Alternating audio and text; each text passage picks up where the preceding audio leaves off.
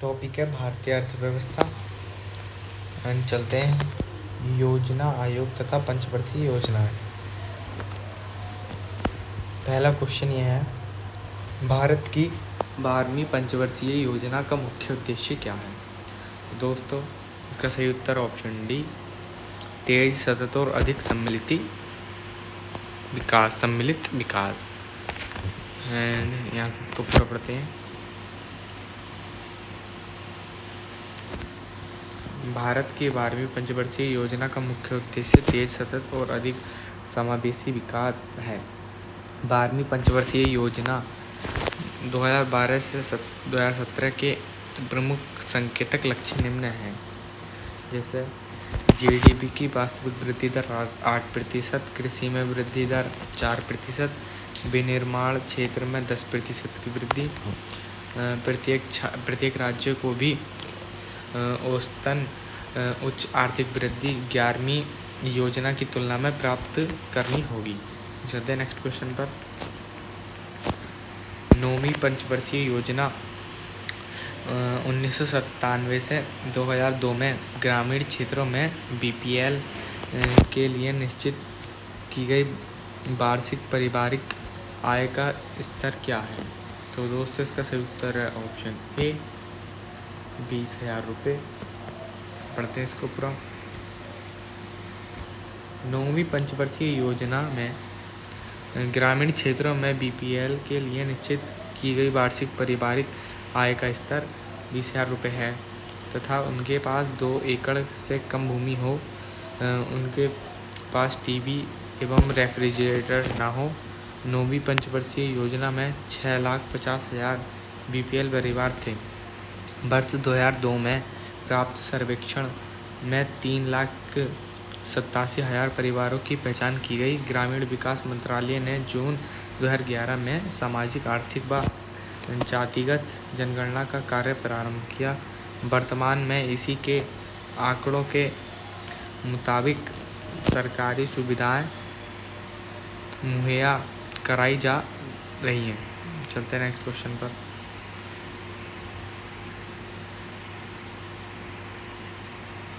यहाँ से अपनी नेक्स्ट आ चुकी है हेडिंग, हरित क्रांति। इसका पहला क्वेश्चन है, हरित क्रांति आंदोलन कब से कब तक चला? दोस्तों, इसका सही उत्तर ऑप्शन डी, 1967 से 1990 है। एंड इसको पता है पूरा। भारत में हरित क्रांति की शुरुआत वर्ष 1966 में हुई। क्या है? Institute of social and economic change के अनुसार प्रारंभिक हरित क्रांति 1967 से 1968 से 1979 से 80 तक एवं विकसित हरित क्रांति 1980 से 1981 से 1989 से 1990 तक चली थी। अतः विकल्प डी अभिष्ट उत्तर है। प्रथम चरण में इसे हरियाणा, पंजाब, पश्चिमी उत्तर प्रदेश में लागू किया गया। भारत में हरित क्रांति का जनक डॉक्टर एम.एस. स्वामीनाथन को माना जाता है, जिन्होंने भारत में उच्च उत्पादक बीजों का विकास किया। विश्व में हरित क्रांति का जनक नॉर्मन अर्नेस्ट बोरलॉग को माना जाता है। नेक्स्ट हेडिंग, दुग्ध विकास एवं ऑपरेशन फ्लड। इसका पहला क्वेश्चन है, 2017 से 2018 के दौरान निम्नलिखित में से कौन सा देश दुनिया का सबसे बड़ा दुग्ध उत्पादक था? इसका सही उत्तर ऑप्शन सी, भारत। प्रश्नकाल तथा एफएओ द्वारा अप्रैल 2021 में जारी आंकड़ों के अनुसार भी विकल्प बी ही सही उत्तर है। एफएओ द्वारा वर्ष 2019 एवं वर्ष 2020 के लिए जारी अनुमानित आंकड़ों के अनुसार विश्व में शीर्ष दुग्ध उत्पादन देशों का क्रम क्रमशः निम्न है: भारत, यूएसए, पाकिस्तान, ब्राज़ील तथा चीन। चलते हैं नेक्स्ट पेज पर अपने। यहाँ से उसी का नेक्स्ट क्वेश्चन है, भारत में श्वेत क्रांति के जनक के रूप में कौन जाना जाता है? तो दोस्तों, इसका सही उत्तर option C, doctor Verghese Kurien. And यहाँ से पढ़ते हैं इसको। भारत में श्वेत क्रांति के जनक के रूप में डॉक्टर वर्गीस कुरियन को जाना जाता है। श्वेत क्रांति का संबंध दुग्ध उत्पादन से है। बैंकों का राष्ट्रीयकरण तथा सुधार। बिटकॉइन क्या है? इसका सही उत्तर है ऑप्शन डी, डिजिटल मुद्रा का एक रूप। बिटकॉइन एक विकेंद्रीकृत डिजिटल मुद्रा है। ये किसी केंद्रीय बैंक द्वारा संचालित नहीं होता है। यह एक ऐसी मुद्रा है जिसे ना तो देखा जा सकता और ना ही स्पर्श किया जा सकता। चलते नेक्स्ट क्वेश्चन पर। अवमूल्यन का अर्थ है? इसका सही उत्तर है दोस्तों सी, अन्य देशों की मुद्रा की तुलना में घरेलू मुद्रा का मान कम करना। चलते हैं इसको पढ़ते हैं। अवमूल्यन का अर्थ है अन्य देशों की मुद्रा की तुलना में घरेलू मुद्रा का मूल्य कम करना। ऐसी स्थिति तब प्रयोग में लाई जाती है जब देश में भुगतान में मौलिक असंतुलन आ जाता है। मुद्रा के अवमूल्यन से अवमूल्यन करने वाले देश के आयात महंगे तथा निर्यात सस्ते हो जाते हैं और देशों के भुगतान संतुलन की स्थिति में सुधार होता है। देखते हैं नेक्स्ट क्वेश्चन।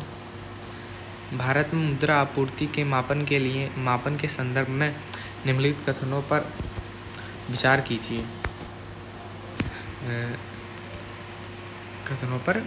कीजिए। एमन जनता के पास उपलब्ध मुद्रा प्लस बैंकिंग प्रणाली में मांग जमा प्लस आरबीआई में अन्य जमा को इंगित करता है। दूसरा है M4 बराबर M3 प्लस डाकघर की जमा को इंगित करता है। उपरोक्त में से कौन सा कथन सही है? तो दोस्तों इसके नेक्स्ट ऑप्शन ये है, 1 और 2 दोनों उपरोक्त में से कोई नहीं। तो दोस्तों रुको जरा,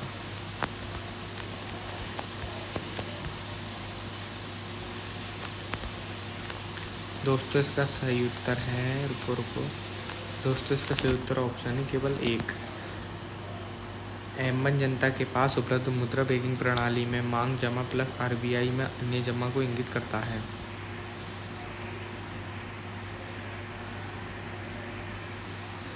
चलते हैं नेक्स्ट क्वेश्चन पर। किसके बढ़ने के फलस्वरूप निजी निवेश में वृद्धि की अधिक संभावना होगी?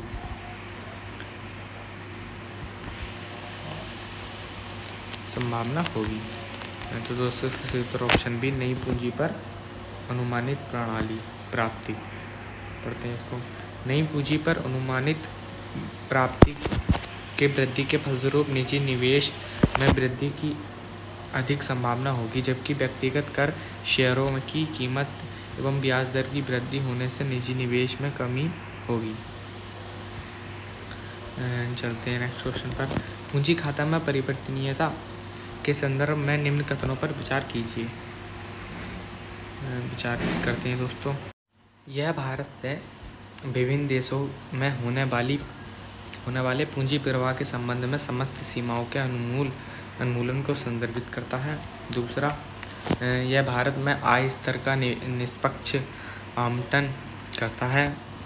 तीसरा, यह भारत में अंतर्राष्ट्रीय पूंजी के कुशल विनियोग अथवा वितरण में सहयोग करता है।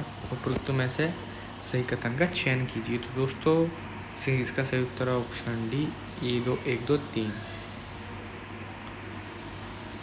सारे ठीक हैं। चलते हैं नेक्स्ट पेज पर।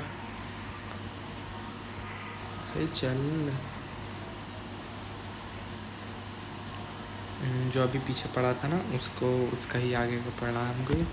पूंजी खाता परिवर्तनीयता भारत से विश्व के विभिन्न देशों में होने वाली पूंजी प्रवाह के संबंध में समस्त सीमाओं के उन्मूलन को संदर्भित करता है। यह भारत में आय स्तर का निष्पक्ष आवंटन करता है। यह भारत में अंतर्राष्ट्रीय पूंजी के कौशल विनियोग अथवा वितरण में सहयोग करता है। बैंक दर का अर्थ है? तो दोस्तों इसका अर्थ है, बैंक दर का अर्थ यह है, देश के केंद्रीय बैंक द्वारा ली जाने वाली आधिकारिक ब्याज दर। ये भी सेम वही है जो अभी पढ़ा था हमने। इनमें से कौन सा भारत में बैंकिंग क्षेत्र में महत्वपूर्ण सुधारों में से एक नहीं है? दोस्तों नहीं है तो वर्धित SLR भारत में बैंकिंग क्षेत्र में महत्वपूर्ण सुधारों में शामिल नहीं किया जाता है। अन्य सभी विकल्प बैंकिंग सुधारों के अंतर्गत शामिल किए जाते हैं। देख सकते हैं आप, ये भी। चलते हैं नेक्स्ट। निम्नलिखित में कौन एक द्रव्यता अनुपात है? दोस्तों इसका सही उत्तर चालू अनुपात। चालू अनुपात द्रव्यता अनुपात होता है, जैसे शाब्दिक तरलता अनुपात SLR। चलते नेक्स्ट पर। भारत में कृषि और संबंधित कार्यकलापों को निम्नलिखित किसके द्वारा सबसे अधिक उधार प्रदान किया गया है? तो दोस्तों इसका सही उत्तर है वाणिज्यिक बैंक। चलते हैं ऊपर की तरफ।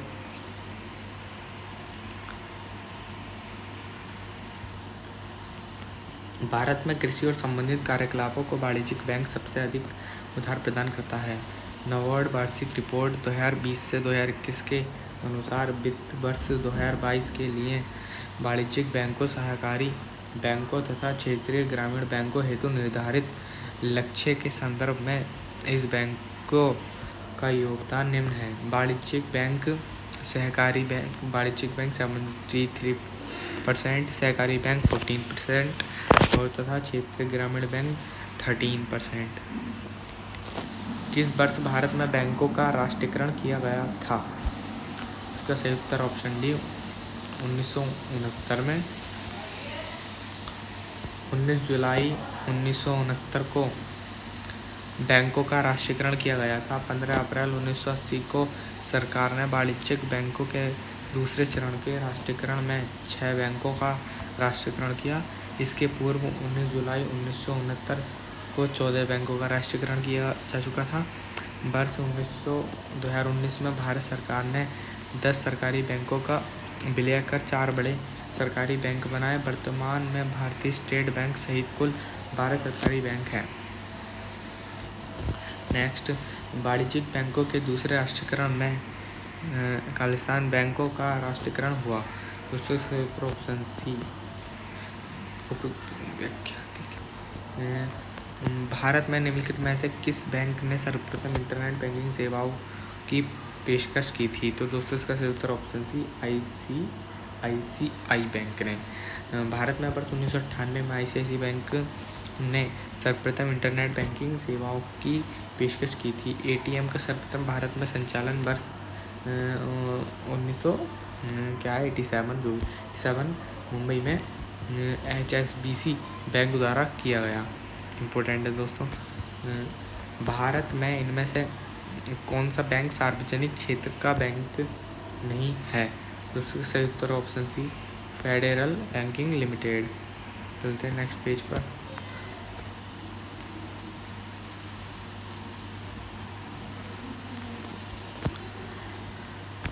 पढ़ते हैं। फेडरल बैंक लिमिटेड निजी क्षेत्र का मुख्य भारतीय वाणिज्यिक बैंक है। इसका मुख्यालय अलुवा केरल में है। इसे 23 अप्रैल 1931 को ट्रावनकोर फेडरल बैंक लिमिटेड के रूप में निगमित किया गया था। भारत में सार्वजनिक क्षेत्र के बैंकों में सबसे बड़ा बैंक कौन सा है? इसका सही उत्तर option C State Bank of India.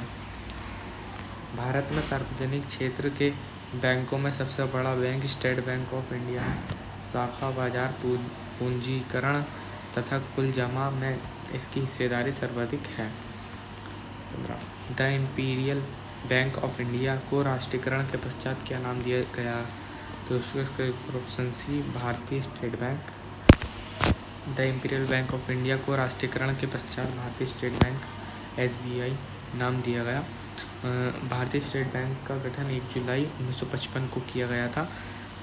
जनवरी 1921 में bank of Bombay, bank of Madras तथा बैंक ऑफ बंगाल का विलय कर the imperial bank of India का गठन किया गया था। भारत में बैंकों द्वारा कृषि के कृषि में सूक्ष्म वित्त प्रयास महिलाओं के एक छोटे समूह के गठन पर टिकी हुई है, उसे कहा जाता है। इसका सही उत्तर ऑप्शन डी, स्वावलंबन दल। भारत में बैंकों द्वारा कृषि में सूक्ष्म वित्त प्रयास महिलाओं के एक छोटे समूह के गठन पर टिकी हुई है, उसे स्वशक्ति, स्वयंसिद्धा तथा स्वावलंबन दल कहा जाता है। 17वां क्वेश्चन, निम्नलिखित में से कौन सा गठन भारत में सभी जिलों के लिए ग्रामीण उधार योजनाएं तैयार करता है? इसका सही उत्तर ऑप्शन बी, नाबार्ड। को चलते हैं ऊपर की तरफ।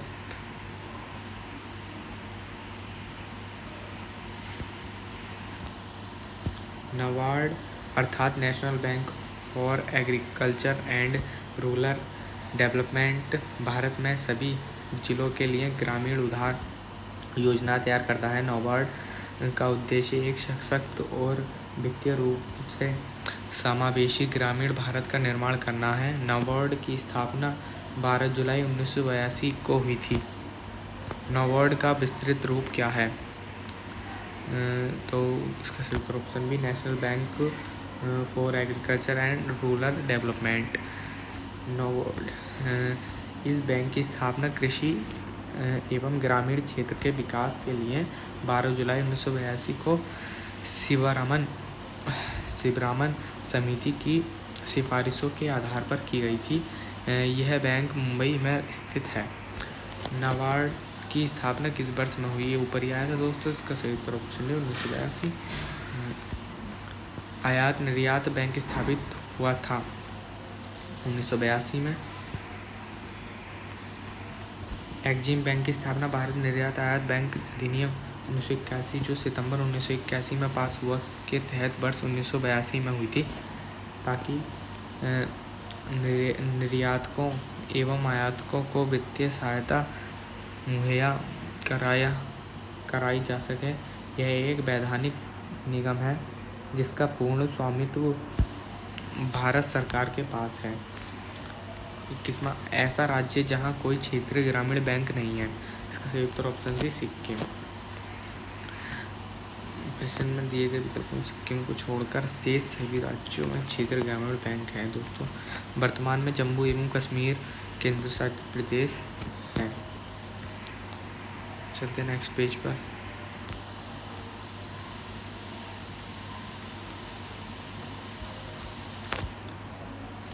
वह कौन सी प्रथम माइक्रो वित्त कंपनी है जो भारत में अगस्त 2015 में एक बैंक के रूप में परिवर्तित हो गई? सही उत्तर ऑप्शन सी, बंधन बैंक। बंधन बैंक भारत की प्रथम माइक्रो वित्त कंपनी है जो भारत में 23 अगस्त 2015 को एक बैंक के रूप में भारतीय रिजर्व बैंक के अनुमोदन के बाद परिवर्तित हो गई। इस बैंक का मुख्यालय कोलकाता, पश्चिम बंगाल में है। रिजर्व बैंक ऑफ इंडिया की स्थापना किस वर्ष हुई? इसका सही उत्तर option C, 1993। Reserve Bank of India की स्थापना, ये तो आपने ऊपर पढ़ लिया, यह कोलकाता में स्थापित की गई थी, लेकिन वर्ष 1937 में इसका मुख्यालय मुंबई में स्थानांतरित कर दिया गया। वर्ष 1949 में इसका राष्ट्रीयकरण किया गया। नेक्स्ट क्वेश्चन, आरबीआई ने 22 जुलाई 2021 के किस भुगतान तंत्र को नई कार्ड जारी करने पर प्रतिबंध लगा दिया? इसका सही उत्तर है ऑप्शन सी, मास्टर कार्ड। 22 जुलाई 2021 को आरबीआई ने मास्टर कार्ड इंक को भारत में नए कार्ड जारी करने से रोक दिया, क्योंकि यह पाया गया कि अमेरिका आधारित मास्टर कार्ड देश के बाहर स्थित सर्वर पर भारतीय ग्राहकों का डेटा संग्रहित कर रहा था। नेक्स्ट क्वेश्चन, यदि आरबीआई नगद कोषानुपात को घटा दे तो साख सृजन पर क्या असर होगा? दोस्तों इसका उत्तर ऑप्शन बी, बढ़ जाएगी। सृजन बढ़ जाएगी। तो यदि आरबीआई नगद कोषानुपात को बढ़ा दे तो खास सृजन घट जाएगी। सेम वही था। नेक्स्ट क्वेश्चन, 100 रुपये का नोट किसके द्वारा हस्ताक्षरित होता है? ऑप्शन ए वित्त सचिव, ऑप्शन बी वित्त मंत्री, या नेक्स्ट क्या है?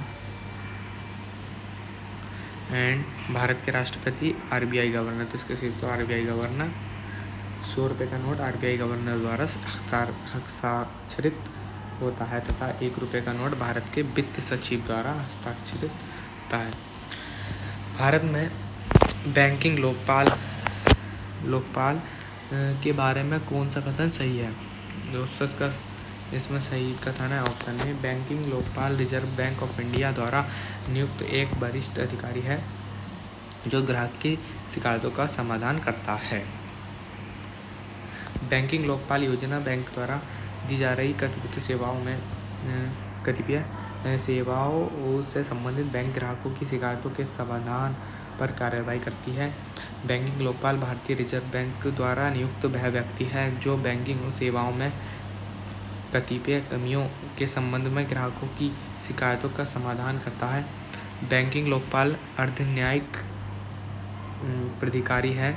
विचार विमर्श के माध्यम से शिकायतों के समाधान को सुविधाजनक बनाने के लिए इसे दोनों पक्षों बैंक और ग्राहकों को बुलाने का अधिकार है। इस योजना के अंतर्गत सभी अनुसूचित वाणिज्यिक बैंक, क्षेत्रीय बैंक और अनुसूचित प्राथमिक सहकारी बैंक शामिल हैं। बैंकिंग लोकपाल ग्राहकों की शिकायतों का समाधान करने के लिए कोई शुल्क वसूल नहीं करता। दोस्तों आज की वीडियो में इतना ही। इसके केवल 2 पार्ट बनेंगे यानी पूरा भारतीय अर्थव्यवस्था कवर हो जाएगी। इसका पार्ट 1 है और पार्ट 2 आपको कल देखने को मिलेगा। धन्यवाद।